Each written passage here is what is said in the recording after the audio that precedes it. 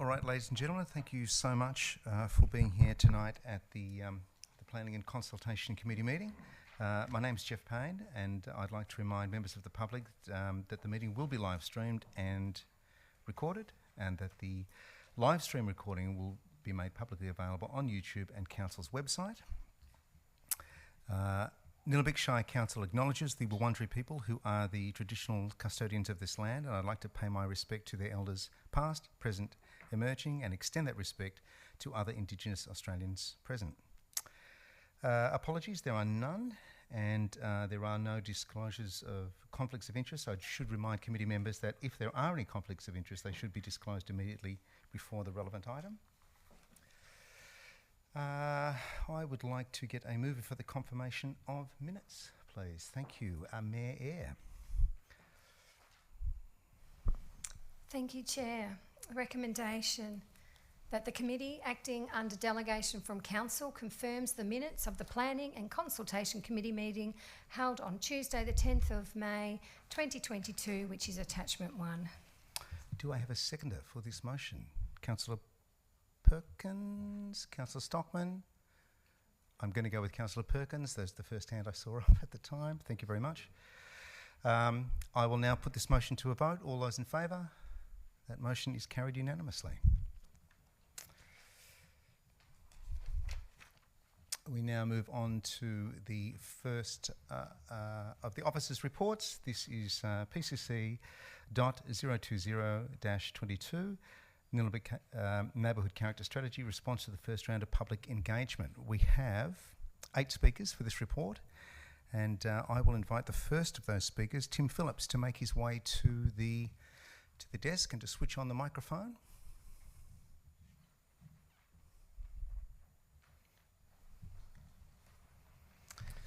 Tim, you have 3 minutes.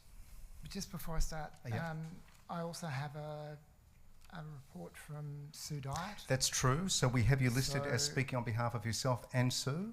So I'm happy to do both at once, or both one then the other some other time, whatever suits. Are they significantly different or the same? They're not the same. Great. In that case, do you first and then we'll do Sue after that. Is that okay? Thank you. That's fine. I came to Eltham with my family about 12 years ago, and a key feature we came for was the treescape. Tonight I'll comment on the Harcourt Hill and North Eltham areas. With treescape, the features that stand out for me include the long views across valleys, where you mostly see canopy. Other tree features relate to, that's both on private and public land. Other tree features relate to canopy and understory vegetation of, or indigenous vegetation of habitat value, with habitat value. This gives us rich biodiversity opportunities. We are a green wedge area and even have canopy cover goals related to us under various strategies. Why do I feel this treescape is important? Because of the way it makes me, it makes me feel at home, calm. Proximity to nature is very important to me and my family, and being part of the environment. Albeit an urban one, which I fully acknowledge. There are practical essential services from good tree cover as well, including temperature stabilisation, carbon capture, slope and water stability, water flow stability, each of which is really important. And if we're able to put a dollar value on that, we would see perhaps different decisions made about this kind of area. Highlighting canopy and even other features such as other features that I believe should be subordinate include things like building massing, a low building with low fences and long setbacks. These are very important as well as other characteristics. Time is short, so I'm really only focusing on trees and their direct implications. I'm older and wiser after standing up for neighbourhood characters in council submissions and at council level and at VCAT. It's difficult to argue these things. I acknowledge real risks with vague or toothless neighbourhood character documents or processes. Challenges include landscape overlays and fire regulations being in conflict at times, trends in increasing building size and extensive subdivision, and some developers copying tree fines as business expenses, removing trees prior to due scrutiny and submitting planning applications, and at times using inferior VicSmart application processes inappropriately. Let's not be satisfied without prefacing neighbourhood character with a qualitative descriptor, ideally preferred or aspirational. Current neighbourhood character has some fantastic and some examples of what development, fantastic examples than what development can be. Let's not jeopardise a great future neighbourhood by allowing the risks to preferred neighbourhood character from becoming a reality. Council resources for improved planning scrutiny, last sentence, follow-up, documentation of landscape values and metrics such as tree cover are vital. Thanks, Tim. Thank you. Councillors, does anyone have any questions of the submitter? Yeah, Councillor Duffy. Hi Tim, thank you very Hi. much for your submission and for your robust efforts to stand up for neighbourhood character. You mentioned something that interests me. You talked about landscape overlays and bushfire zones being in conflict. Are you able to tell me what you have noticed happening in regards to that when you're talking about trees? Just that some applications that I've been part of the negotiation process, put it that way, about it appears that the reason for the tree removal has been undertaken by using the fire regulations, and they've been, say, inconsistent with maintaining a canopy related to the SLO2, for example. So, you know, I can't say that developer did that for that reason, but it doesn't appear to be followed up or penalised because that is permissible under those fire regulations.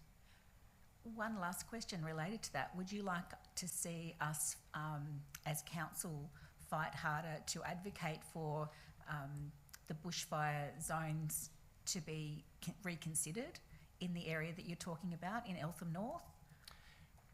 I think it's a challenge, and yes, this conflict needs to be resolved because it doesn't help really anybody, I don't think. I think if you calmly look at the fire risk of some areas, they don't justify the extent of permissible tree removal. And that's not a good situation when you're trying to have a neighbourhood character with, for example, a significant landscape overlay or an SLO2 where you have significant habitat values. So yes, please. Yeah, great, thank you. Thanks, Tim. Any other councillors with a question of the submitter? If that's not the case, you have another submission on behalf of Sue Dyatt. Yes. I've been a resident in Eltham since 1976, and we bought a house in Bridgeland Park Estate, South Eltham. Not many people have heard of that name now. It was a 1922 subdivision aimed at people who wanted land near the electrified railway. This early subdivision has resulted in a great mixture of housing types, and this variety has continued as housing has been slowly modernised. It is an area of traditional quarter-acre blocks, not larger acreage associated with the more modern concept of South Eltham. The houses, even now, are generally set back from the roads with no fencing. Front gardens are bush gardens with roads winding around mature canopy trees and no pavements, all features encouraging walking and communication. There is a solid feel of communication as you know the people in the cars who wave or stop and talk to them or drive. We live in an area where the natural environment is all around us.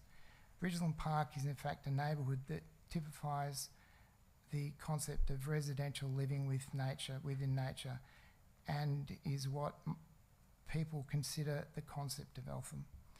The planning phrase of emerging character fills me with horror. What is emerging character? It is those developments or minor changes that fill residents with dismay. or is the phrase to mean something that has been aligned to carefully crafted neighbourhood character process? Hopefully this updated document leads to all new developments or external changes being respectful of specific local qualities that are valued by existing residents. But who is going to follow up the policing and or police any permit, including landscaping? And how can this document reconcile community expectations when bushfire legislation or fast-tracked planning turnarounds conflict with ideal neighbourhood character? The document should aim to preserve the neighbourhood character of the townships of Nillumbik. It is this range of difference, together with the tree canopy, that makes our shire unique to other local government areas. Thank you. Thank you so much. And being on behalf of Sue, I don't think we can ask you any questions. So Tim, thank you very much for both presentations. At this point, I will ask Graham Files to make his way to the microphone for his submission.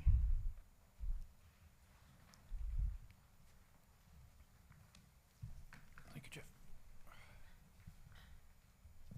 Is this on? Yes, it is. Thank you. Good evening. My wife Pauline and I live in the Woodridge area of Eltham, which consists of treed streetscapes. Currently there's a calming blend of open dwelling styles nestled within the tree canopies. Bush garden or semi-bush garden precincts encourage the visual dominance of native vegetation that reinforces a bushland character. In many areas, especially on hillside sites, this dominance often gives way to the reverse, a dominance of structure, despite attempts to disguise this with immature plantings. Buildings must not dominate the streetscape. Maintaining and enhancing tree canopy across all these areas must be the priority, along with a softer, non-dominant streetscape and openness of front boundaries. New developments must not be at the expense of tree removal. Compensatory plantings of immature trees are insufficient to maintain existing neighbourhood character. Much greater strength and weight must be brought to bear on this. Significant improvements are required to the weight that neighbourhood character has within the Nillumbik planning scheme. Whilst we live in a bush garden precinct in the Eltham Woodridge area of Eltham, it is concerning that the potential for overdevelopment exists on many sites, in fact across all of the Eltham area. Single dwelling knockdowns in favour of multi-unit developments appear to pay little heed to existing neighbourhood character, rather that they focus on achieving maximum site coverage and minimal garden area. We are not in a major growth corridor, and therefore the preferred emerging character of the area should be to encourage the retention of substantial native trees, ensure mandatory compensatory plantings are significant and maintainable, even on council reserves. The character of all areas is to be respected. It remains unfortunate that Nillumbik is a shire that allows for bushfire clearing under the state's 3010 rule. Our neighbouring Banyule Shire does not. So trees within 10 metres of an existing property can be removed without a planning permit. Tree protection is in a time of climate crisis needs to be at the forefront of the Nillumbik planning scheme. Once again, the weight of protection needs to be strengthened wherever possible. Thank you. Thank you very much, Graham. Councillors, are there any questions of the submitter? Councillor Perkins. Yeah, thanks very much, Tim. Look, I could probably get clarification from officers, but it's your belief, is it, that there's a conscious choice of Nillumbik to allow the 1030 rule, as you said, as opposed to Banyule? Well, understanding that it's a state regulation, yeah, which sort of governs everything, I guess. But Yeah, it's a pity we couldn't be challenged, perhaps on an area within. Should all Nillumbik areas do we have to respond to the whole Shire? That's the issue. There are patches or pockets of Eltham that I think should not be allowed to have that state regulation dominate. Yep. Fair enough. I just want to confirm your understanding that it's not a local government thing. It's a state. I understand that. Yep. Thank you. Thank you. Cheers. Any other questions for Graham?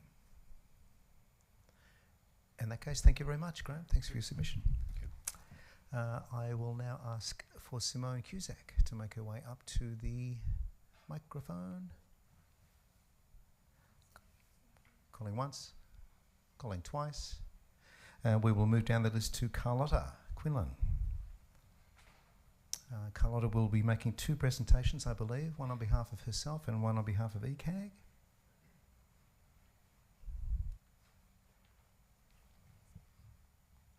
Okay, we've just been asked, keep close to that microphone so it's nice and clear for the streaming. Thanks very much.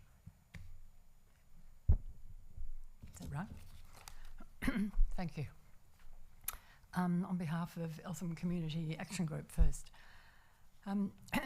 Other residents tonight and in the many, many submissions you received have eloquently described excuse me, the attributes of Eltham's neighbourhood character and made quite clear what they value about our existing character and our preferred character. Strong local policy is crucial to retaining that character. Recognition of and support for this character is apparent in levels of government other than and higher than local government, i.e. Nillumbik Shire. Recent VCAT decisions have not only upheld current Nillumbik policy, but by the members' actual observations validated it. For example, regarding 12 Sheffield Street, after quoting the SLO3, the member said, "This character is clearly visible within the neighbouring properties." With regard to 11 Porter Street, the member said, "Generally, I find the proposal fails to appropriately respect the neighbourhood character of the area." Thirdly, with regard to 7 Macaulay Court, Eltham is a place strongly characterised by two prominent features: sloping topography and canopy trees. As a Greenweg Shire and at a Greenweg Shire and low growth area, government expectations of our contribution to the housing market are not high. We can stand firm and not feel under pressure to develop to the detriment of our neighbourhood character and tree canopy. Thank you. The Housing Discussion Paper, February 2020, said we should cater for an extra 6,000 people by 2036 in 4,200 dwellings, which worked out about 1.5 people per dwelling. At the current rate, with applications for 120 plus dwellings and 79 subdivisions lodged in the past 2 months, we would reach 4,200 by 2028, not 2036. We therefore can afford to uphold and retain our neighbourhood character. We do not have to make room for anyone who wants to live in Eltham. That is not NIMBYism. It's valuing and protecting what we're lucky enough to have, but are losing at an alarming rate, something which other councils and cities around the world are striving to achieve. Strong policy to protect our preferred character is further vindicated by a changing climate. The current recognition of the value of trees, vegetation and green spaces to the financial, emotional, environmental and social benefit of the community, both local and at large, cannot be overstated. Thank you. You're out of time. Thank you so much. And that's on behalf of ECAG. No questions can be asked, unfortunately, but now this is your presentation on behalf of yourself. Right. It's not the water, I just can't read around the... You can move it to one side if you want to. Yeah, but no, well, All right. I'll try. As a Greenweg Shire, Nillumbik's existing neighbourhood character and landscape policies have been rightly clear and unequivocal about what it is that defines Eltham and what we value. From the many responses received by Council in the recent survey, those attributes appear to also be the preferred future neighbourhood character of our area. The new neighbourhood character strategy should be written to that effect, to the preferred, or aspirational if you want to use that word, character expressed by the current residents, not to some emerging character determined by profit-driven developers. Strong policy will save council money. If developers see that they'll have difficulty getting poor proposals that don't comply with Nillumbik neighbourhood character policy through VCAT, they will either improve their proposals or go elsewhere, saving precious resources in planners' time and VCAT costs. To achieve our preferred neighbourhood character, landscape plans should be developed in tandem with the built form designs. At present, landscape plans appear an afterthought, fitted in around the maximum built form. As a result, the planting is a token effort to comply with policy, and the selection of plants and their location, chosen in a desktop exercise to satisfy policy, are often unlikely to survive to maturity or fulfil the intention of the policy. The removal of all vegetation on a suburban block is rapidly destroying our tree character. The suggestion that allowing high density in the ACZ would prevent this does not appear to be highly successful. The built form should be more low profile, thereby enabling the vegetation to have its desired screening effect. Government predictions are that we cater for smaller households, but the majority of applications in Eltham are for 4 bedrooms and 4 bathrooms. This doesn't cater for the predicted population demographic and also uses more land. As has been stated, our tree canopy and green vegetated spaces, both public and private, are what cities the world over are now striving to achieve in an attempt to mitigate the effects of rising temperatures. It seems that Eltham residents have long understood and appreciated their value and are strongly in favour of our new neighbourhood character strategy, further supporting them. Thank you. Thank you. Carlotta, are there any questions for Carlotta at this stage? Councillor Duffy. Oh, you raised a really good point, Carlotta, about money that would be saved by council, which would be saving ratepayers money by having stronger planning requirements. Do you have an idea, like, of what that could be roughly, with all of the times that you've been at VCAT? Or maybe how often you go to VCAT? Like, would it be twice a year, 10 times a year? I guess I don't have any real idea as to what it costs, because I don't know what planners' wages are or consultants' fees, etc. But certainly some of the applications that ECAG's been involved in sort of central Eltham, some I can think of in particular, have really pushed council's limits and the community's limits, both emotionally and physically, when it appeared that if they had understood what was meant in the first place, or had geared their application to that, many hours of work, presentations, research, etc., would have been saved. So, yes, I can't answer the question as to money, but certainly I think there would be quite a lot, and obviously the officers would know that more than me. And you just raised another point then. So it's not just financial benefit, there's the emotional cost that would be something that you would like to see as something that we wouldn't be... I'm not speaking very well here, sorry. So I'm trying to put the question to you that, so before you raised financial benefits, and I asked about what the financial costs are that might be saved, but now I'm hearing from you it's more than that. It would be the emotional costs and that exhaustion that's put onto the community by having to fight for neighbourhood character that you would see as a benefit from this, yes? That's what you'd be hoping to see us achieve? Well, definitely, yes. I mean, just one recent one where the developers read, well, it's a contentious part of the activity centre zone in the SLO1, and in the last EMAC, council agreed to change that, so it, hopefully when they get that through it won't occur.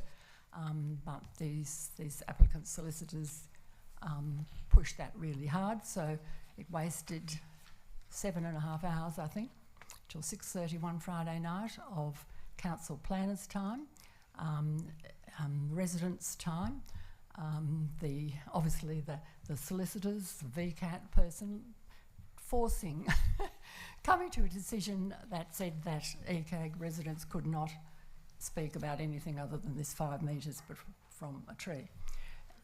We would not have spent that time in the VCAT hearing talking about it. It was a complete waste of, in that sense, emotional energy, physical time, etc. So, yeah. Thank you, Carlotta. Thanks. Thank you for your submission. Thank you. All right, at this stage, I'm going to ask for Anne Nielsen to make her way to the microphone. Thank you, Anne. Thank you. My submission related to the Woodridge estate in Eltham. Its predominant neighbourhood character comprises a canopy of large eucalyptus trees with just glimpses of a house every now and then. Beneath the trees, the land has been subdivided into roughly quarter-acre blocks that each contain a single dwelling. The dwellings are comparatively unobtrusive because they tend to be single-storey, made of natural materials, predominantly brick veneer with timber features and door and window frames and tiled roofs, and painted in muted earthy tones that are generally shades of brown or green with some grey or black. Unfortunately, this character is under threat. I can illustrate this by referring to a property whose address was included in my submission but which I do not want to specify in public. I sent photographs of this property in the nearby streetscape to Council on 10th June and hope that the committee members have seen them. The original house burned down and was replaced with a double-storey dwelling after the entire block was cleared of vegetation. The new house covers almost the whole block, and there is very little landscaping, including only one small exotic tree at the front. The walls are mainly a mixture of light grey render and brilliant white synthetic cladding. The overall impact can be described by a quaint phrase of my mother's: it sticks out like a sore thumb. Some may say that they should be allowed to build what they like on their own land. I say that this is disrespectful to their neighbours. Anyone who doesn't want to build something that respects the neighbourhood character can live elsewhere. The impact of failing to respect neighbourhood character was illustrated when I took a photograph of a new house that I've already referred to. A man standing nearby said that I was the only person he had come across who liked it. I said that I held the contrary view and I felt sorry for the person who lived opposite. He said, "That's me," and explained that he was intending to plant a tree to block the view. In order to preserve neighbourhood character, council could devise a list of permitted building materials and a colour palette, as with colours permitted in heritage areas. Prohibiting shiny synthetic cladding and brilliant white would be a good start. Some may suggest that this would be an unduly restrictive and retrograde step. On the contrary, developers of vacant land such as Stockland often impose private planning controls in detailed design guidelines that are far more restrictive than what I have suggested. Proper planning controls do not need to restrict building design to earlier eras. Rather, they should encourage good design and prevent development that is totally out of character with the neighbourhood. I hope the council can impose neighbourhood character planning controls that will preserve the very special character of Woodridge for the benefit of all residents, rather than a few who want to develop the estate inappropriately. Such controls must be incapable of being overridden at VCAT. Please, no more sore thumbs in Woodridge. Thank you. Thank you, Anne. Do we have any questions of Anne's submission? In that case, thank you very much, Anne. Very good. And finally, we have Karen Olsen speaking on behalf of Clean Energy Nillumbik. Thanks very much, everyone. Hi. Hello, gallery. Thanks for having me. My name's Karen. I'm speaking on behalf of Clean Energy Nillumbik, also known as CEN. And we're a volunteer-based organisation made up of residents in our shire, many of who work in the energy industry. We value highly the special neighbourhood characters of the Nillumbik Shire, especially its environmental benefits that are delivered by things like its tree canopy. We acknowledge the context of Council's recent declaration of a climate emergency and we also acknowledge the gas and electricity supply crisis that is pending for this winter, according to all reports. So I have 3 points that I want to talk about tonight. 1 point really. The main point is that I want to talk about opportunity. The second thing I want to do is tell you a story about my roof. And the third thing is to give you a request from CEN. So number 1, we believe this review provides a tremendous opportunity. Every single aspect of neighbourhood character incorporates choices and values that result in lower or higher energy use. So we hope that we will choose to preserve character that reduces carbon and develop future character that reduces carbon. This review gives us an opportunity to do that as the Shire. Houses that are designed to fit within their environment result in lower energy and reduced energy costs for households. We know this to be true. They also create a long-term human capacity to live comfortably in this region, which is Nillumbik. We acknowledge Council already has criteria in place regarding residential energy efficiency and sustainability. On the one hand, there are criteria quite clear for planning about that. On the other hand, we also have criteria for neighbourhood character, and there is some overlap. But what we're arguing or proposing is that we need a full overlap where those two elements are fully embedded in each other. So this is a little like how the Bell fire ratings determine the scope a priori for all construction in fire risk areas. And so we have some overlap for neighbourhood character. We can have a full overlap with energy saving or with character, developing and expanding our character that reduces carbon use. So my second point is to illustrate this with the story about my roof. And we've talked, there's been other very valuable comments about Woodridge today.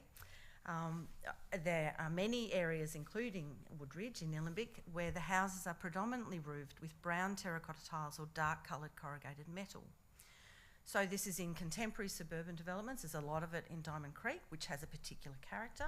There are a lot of it in more historic characters like Woodridge. And because of the current fashion for dark roofs, new builds typically now have dark roofs, those dark brown, dark grey colour on. Karen, we're sort of out of time, so... Oh, no. Sorry about Okay. that. So, however, if my roof is very special, thank you, my dark colour roof will result in a higher summer heat in the roof space and house, reduction in the effectiveness of my insulation, increased financial strain due to heating and cooling bills, and a higher carbon footprint for the manufacture of my terracotta tiles or my aircon. So every choice, both aesthetic and technological, has a carbon cost, and neighbourhood character is part of that. So finally, thank you. I think our request to the Shire. Oh, okay. Sorry about that. We would love to be involved further. Our group would love to be around the table with some of the decisions that are made in this regard. Thank you very much. Thank you, Karen. Thanks for thanks. that. We can't ask any questions, unfortunately, because Karen's presenting on behalf of CEN. So I'd like to thank all of our submitters for their submissions tonight. At this point, I'd like to ask, do I have a mover for the recommendation? I'm happy to move that. Councillor Duffy, thank you very much. Thank you.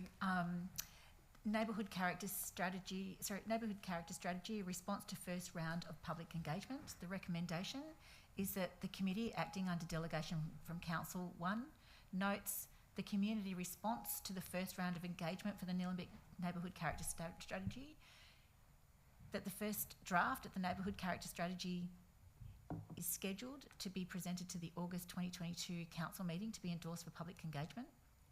Point 2, resolves that the confidential unredacted copies of survey responses and general written submissions to the recent public engagement for the neighbourhood character strategy, as provided in attachments 5 and 6, remain confidential on the grounds specified in the definition of confidential information in section 3, etc. of the Local Government Act 2020. And third, requests officers' right to all respondents to the community engagement to express Council's gratitude for their contribution and to advise them of Council's resolution and the next scheduled steps in the project. Thank you, Councillor Duffy. Do I have a seconder for this motion? Thank you, Councillor Ramcharan. Councillor Duffy, would you like to speak? Yes, thank you. This is probably one of the most exciting projects that our council's doing for me.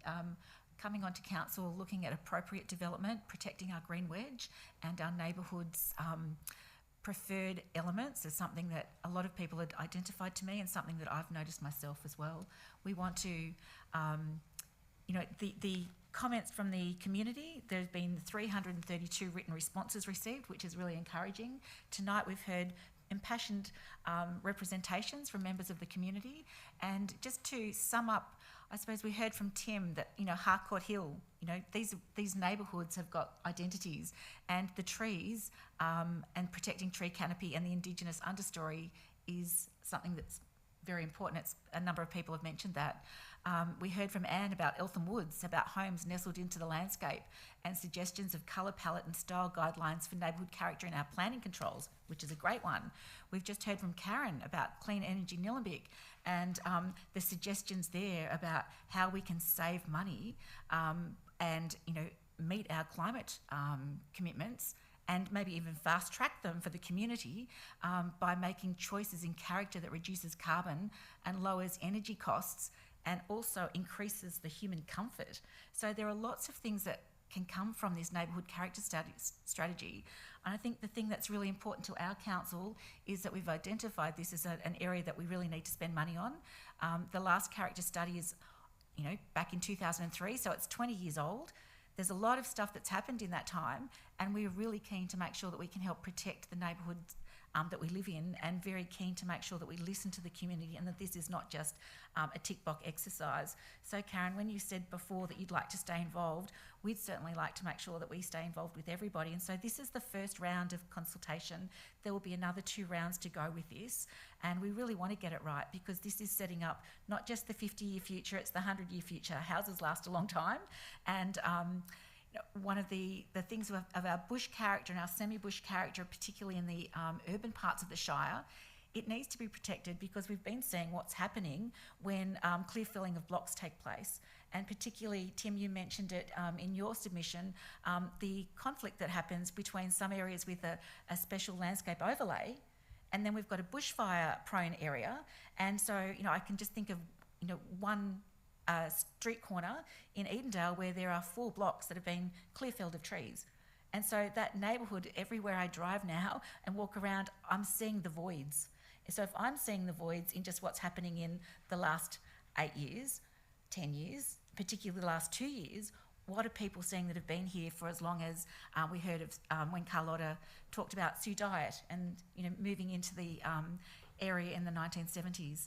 So I'd just like to, again, pass on the my personal gratitude and council's gratitude to everybody that's spoken tonight. We've listened to what you've had to say, and to the people in the community who have written in to us, and also just encourage those who know about the neighbourhood character study to tell more people. If everyone can tap 2 or 3 more people on the shoulder to say, hey, this is something that council's doing at the moment, please get engaged, we will have a better outcome with the work that council officers in our planning team are doing with our neighbourhood character strategy.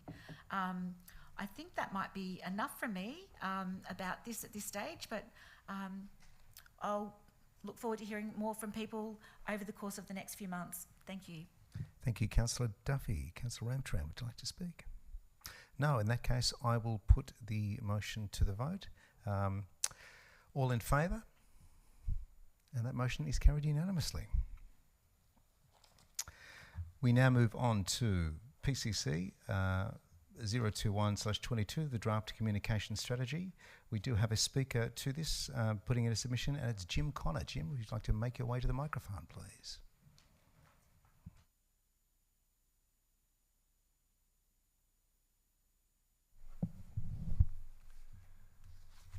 Thank you, councillors. Thanks for the opportunity to talk tonight. This is my personal submission. I'm not speaking on behalf of any group. In council's report tonight, one of the statements it makes is that good communications is at the heart of everything that council does. Council creates and provides a range of opportunities to effectively communicate with ratepayers and residents. Nillumbik News is just one of those methods, and it contains a comprehensive snapshot of so much information about council activities. I find this a great publication and I enjoy every edition that comes out. The draft strategy aims to provide an overreaching communications network or framework. The officer's report mentions the importance of placing access, equity and inclusion considerations at the heart of all communications between council and its community. And these were prominent themes to emerge from the engagement process. I consider this to be a critical element of any communications framework and encourage council to maintain this at the forefront of this strategy. Your audience will have a range of knowledge and capabilities. Some will be older or younger, have vision impairment, have hearing impairment, have limited concentration, or have difficulty understanding complex information. They are the challenges of any communication strategy to be able to cover. I also note the detailed submission from the Positive Ageing Advisory Committee. In talking about our ageing population, I note that 30% of Nillumbik's population is over 55 years, and that percentage will only increase in the coming years. Another point I'd like to mention is the drive by council to direct so much activity through the Participate Nillumbik website. There are those in our community who don't want to communicate this way, and this strategy should, and thankfully does, acknowledge the challenge to cater for a broad cross-section of our community needs. Thank you very much, councillors. Thank you, Jim. Councillors, do we have any questions for Jim this evening? Good. No. Yes, we do. Councillor Duffy. Sorry, thank you. Sorry for asking a question, because it seems like I'm the only one asking questions tonight. You mentioned be wary of directing everybody to the website as the preferred means of communicating with the community. What alternatives would you suggest? Well, Jim? within the document, within the strategy, there are a number of alternatives in terms of being able to communicate with people. I think it is always a challenge to be able to get to those that don't readily want to communicate or need to do that. And as we know so often with council issues, it's when an issue directly impacts on a person that they may wish to then engage. I guess the challenge for council is to be able to ensure they have the opportunity to engage and they have the information provided to enable them to do that in whatever format they may need. And perhaps that's part of your second round of consultation, is to ask people what are their preferences. Some of the work's been done already, but to ask people what are their preferences. I mean, you can distribute something to every household in the Shire, but you still may only get a relatively small percentage of that take-up. The opportunities are there.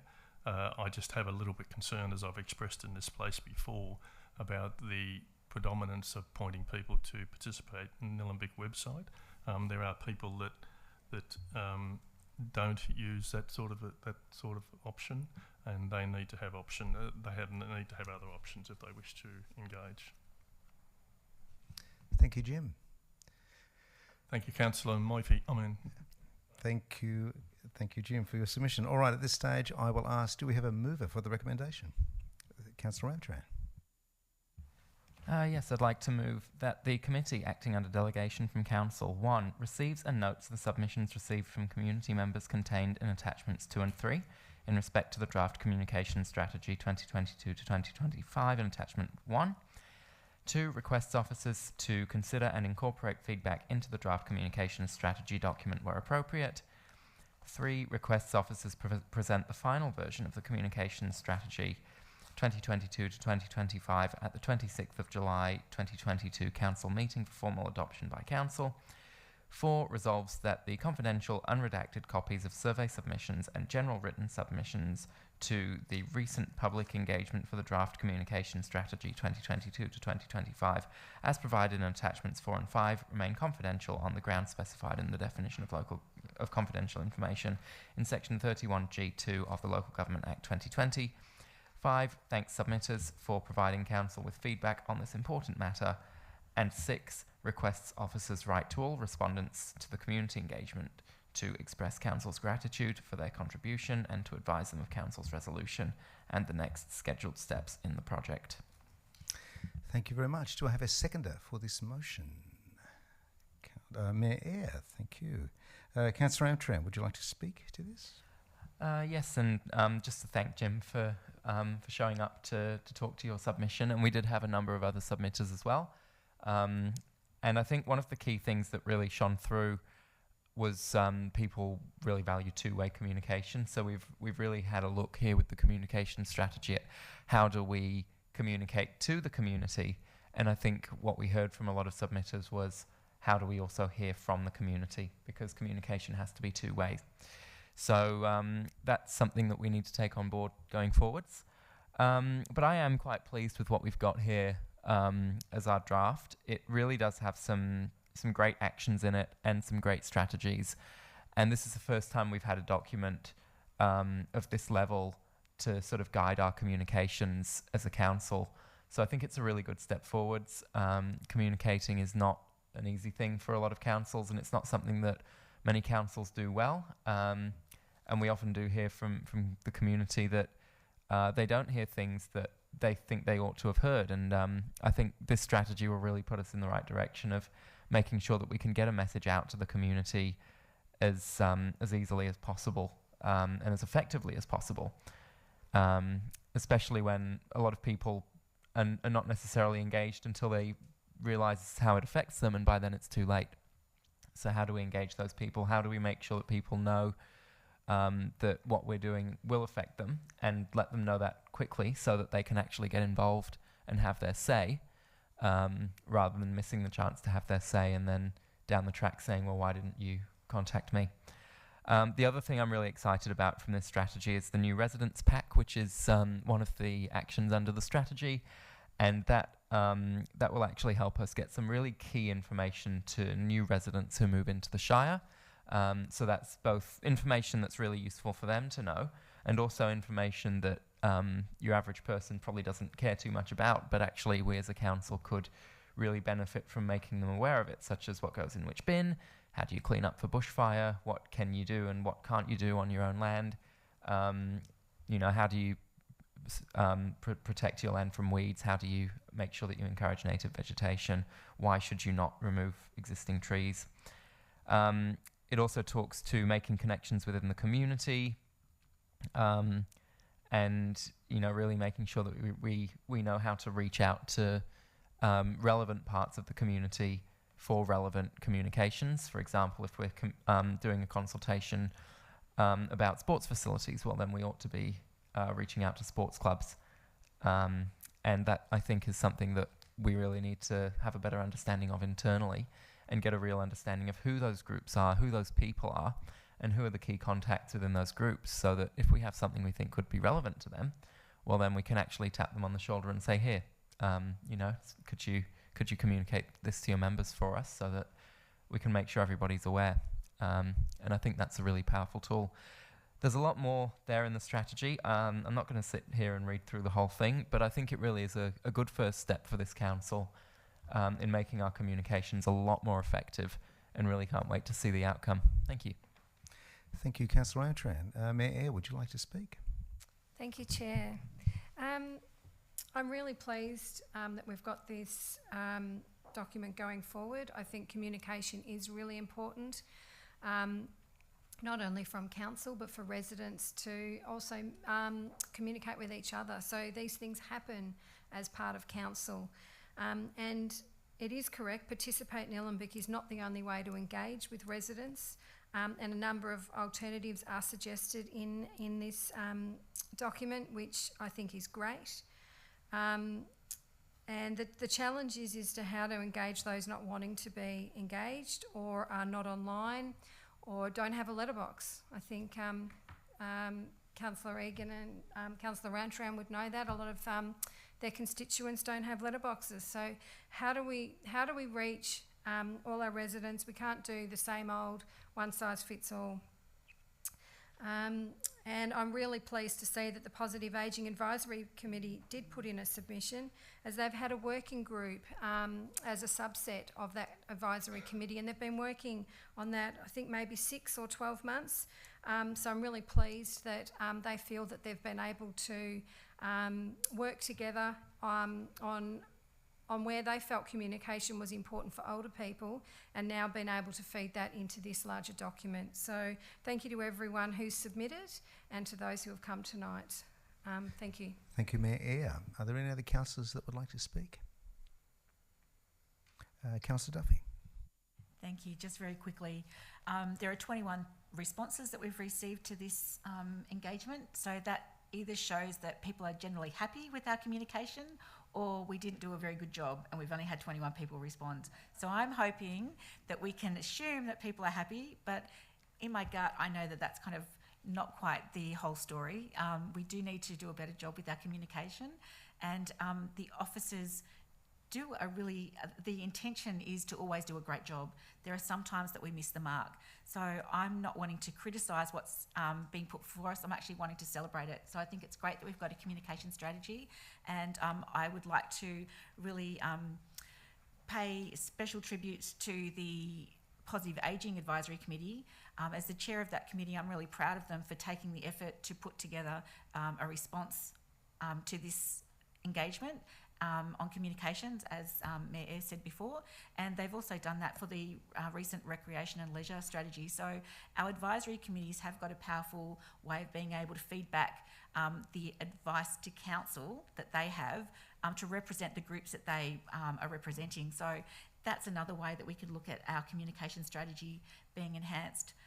But I would just like to say it's a work in progress, and thank you to the team, our communications team, who do their best to put council in a good light and to share information with the community. And it would be really great if the community is able to come on this journey with us by, again, people that you know, those of you in the gallery tonight, if you can tap people on the shoulder to say, hey, if you want this to be better, please get involved. Because one of the things that we're doing at council is we are using deliberative engagement, and we're using evidence as a base of how we make our decisions. So our decisions are going to be based on the information that we receive. So if we don't have a full suite of information representing the views of everybody that is impacted in some way by what we're doing, we could make the wrong decisions. So help us reach out to the community so that we can have more people working with us to tell us what they want.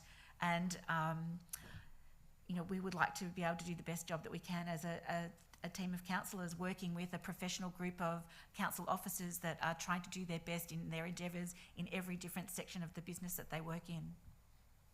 Thank you, Councillor Duffy. Any other councillors wish to speak? If that's the case, I will now put this motion to the vote. All those in favour? That motion is carried unanimously. We move on to the final of the officers' reports. This is PCC 022/22, endorsement of Nillumbik Shire Council submission to the MAV Rules Review 2021-2022 directions paper. And do I have a mover for that? Councillor Perkins, thank you. Thank you, Councillor Payne. I'll move that the committee acting under delegation from Council Number 1 notes the MAV Rules Review directions paper response tabled as attachment 3 as put forward to the MAV board, and 2, requests the Mayor write to all MAV interface representatives and mayors of the 10 interface councils seeking support for council's position, outlining the concept and rationale. Thank you. I am looking for a seconder for this motion, and it's seconded by Mayor Eyre. Councillor Perkins, would you like to speak to this? Yeah, probably just to try to explain a little bit. In that there's been a directions paper put out, MAV have been working on a review or a change or updating of their rules, which are quite old and certainly do need some updating and some improvement. So that's the sort of directions paper. This motion seeks to support most of the directions in that direction paper, with the exception of 2. And the 2 that it doesn't support, or our submission doesn't support, deals with the board, the makeup of how the MAV represents the whole state. So the state is broken up into 10 regional groupings. There's 6 rural and there's 5 metro, and there's 1 interface, right? So that means there's actually there's 12 regional groupings, not 10, 6, 5 and 1. So that's how you end up with the 12 board members plus the president. You end up with a board of 13 people. So a couple of directions here talk about electing the board. And the two sort of directions that we're at odds with can really be grouped together because they're clearly trying to dissolve the current interface region of which Nillumbik Council is part of. Right, so Nillumbik's part of the one interface region as it exists at the moment, and also in our regional grouping is Hume, Whittlesea, Yarra Ranges, Cardinia, and Mornington Peninsula. So the directions paper gives us two options in the electing the board. And option one is to maintain an equal number of regional groupings of rural and metropolitan councils for the purpose of electing the MOV board. And option two is to maintain an equal number of board members from the rural and metropolitan members and blah, blah, blah, blah, blah. Both options maintain an equal number of board members. Both options, I believe, seek to get rid of the interface region of which we're a part. So it effectively dissolves, it would dissolve our representation. If we look at the size of the board, the direction paper, the preferred option is to reduce the number of elected board members from 12 to 10, not including the president. So it's quite clear what's intended. Reduce the number of representatives on the board, dissolve the interface region. I think that's at odds with what we're trying to achieve as an interface grouping. Probably the biggest issue that's always been is the interface region as it stands at the moment with those 6 councils, it's not large enough. The interface actually runs right around metropolitan Melbourne, as do the green wedges.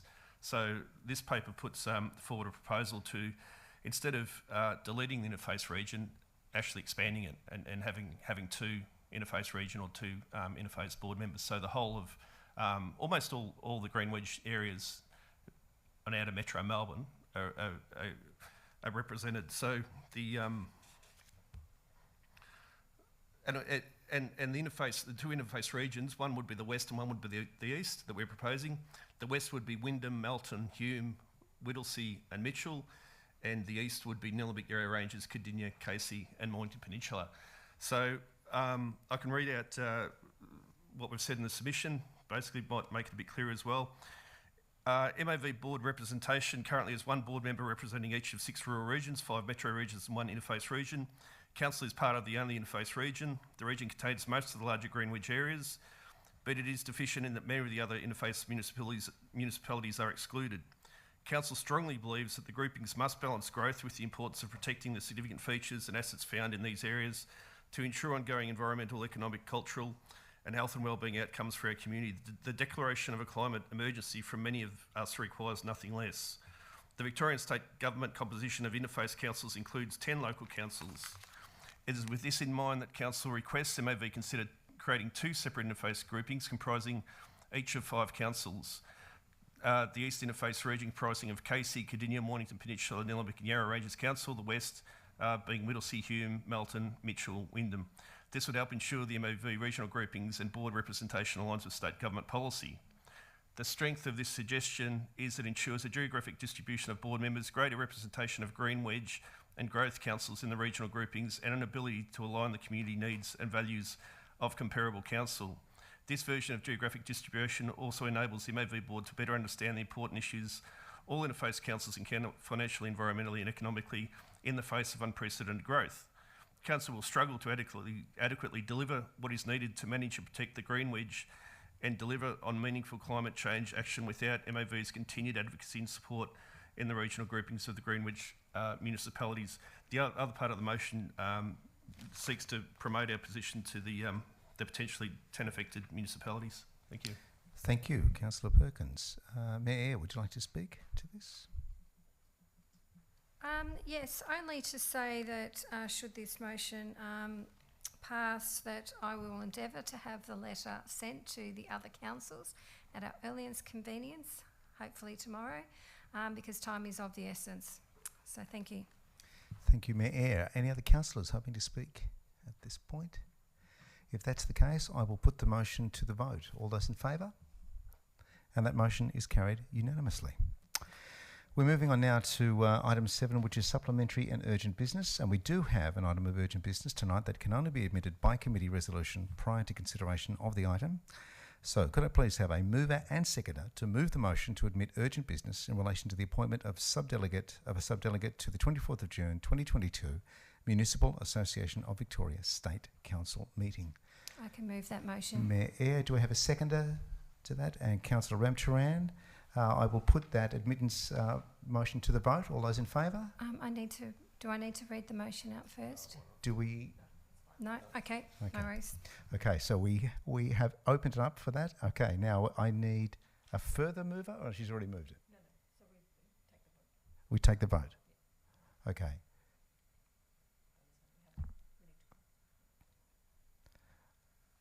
So I'm just trying to work out, did we vote to open up the urgent business, or have we already done that? We didn't conclude it. I thought we just did. In that, it was interrupted. Sorry. In that case, I would like to put that to the vote right now. I'd like to put that motion to the vote. All those in favour? That motion is carried unanimously. At this point, I would like to open those who would like to move the motion itself. Mayor Eyre, thank you. Thank you, Chair. So for the purposes of the gallery and public watching at home, this motion, should it pass, appoint a subdelegate to the Municipal Association of Victoria, MAV, which is me. Council appointed subdelegate to the Municipal Association of Victoria is Councillor Francis M. Mee. In the event that the delegate is unable to attend the MAV State Council annual meeting, Council is required to appoint by resolution a subdelegate to ensure that Council has a proxy available. The report requests that the committee, acting under delegation from Council, formally appoints Councillor Ben Ramcharan as a substitute representative to the Municipal Association of Victoria for the MAV State Council annual meeting to be held on Friday the 24th of June 2022.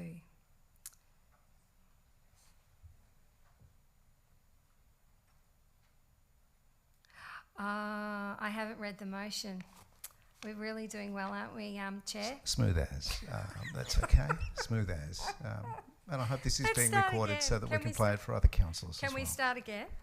All right, so the recommendation that the committee acting under delegation for Council appoints Councillor Ben Ramcharan as the substitute representative to the Municipal Association of Victoria, in brackets MAV, for the MAV State Council annual meeting to be held on Friday the 24th of June 2022.